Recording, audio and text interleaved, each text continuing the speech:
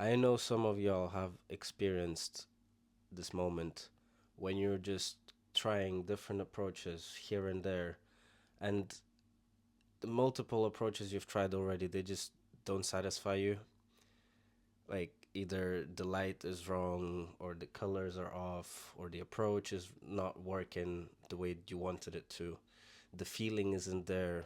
The feeling is the most important one, and if it's not there, then it's hard to present something worth of value that is meant to represent yourself as well. And we get stuck in that because we're stuck overthinking. And that is something that our brain does, and it is okay. It's important to realize it and calm yourself down. Just sit down, say, okay, I've tried these things. Now I know they don't work for this specific project. But when I will be trying to do it again, I've already tried this angle, right? Which means it will be easier to implement it because you've done it once. Like, let's say setting up lighting, right? You set up lighting in one way, you don't like it, you change it. You change the colors of the light. Then you look at it and still doesn't feel right. Then you change it again and you keep changing it, and you change the angle, you change the color, you change the light intensity, and it's still not working the way you want it to. The visual effect is not delivering the emotional impact you want it to deliver. In that overthinking, it's very easy to be stuck in perfectionism. They both basically go hand in hand or follow each other or go parallel, like whichever one you want to call it. They basically live next to each other.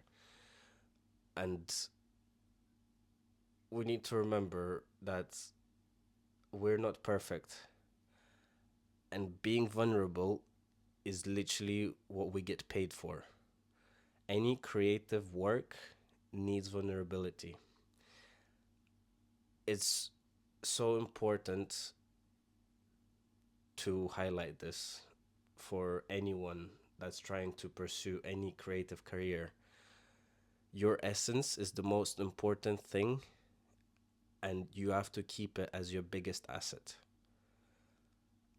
And simple overthinking and perfectionism should not come into play because it will rob you of your fulfillment and happiness from the work that you do, the one that you started in the first place because you wanted to do something you genuinely like, right?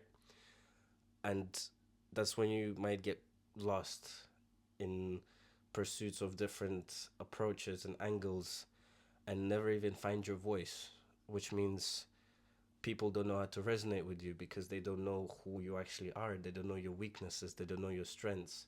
They don't know what you're bad at. They don't know what you're good at, and how they can support you in your lows when they don't know what your lows are and they don't understand your character and they can't resonate to you. How do you expect your audience to do that ever? So stop being perfect and just create whatever is being created. If you create consistently enough, every time you do something, like let's say making a video, every next video you will find out something. If you do it with attention, of course, you will find out something that will teach you about your process. And that's where the true growth comes in. That's when you understand how your brain works. That's how you understand how your creativity thrives and where it comes from.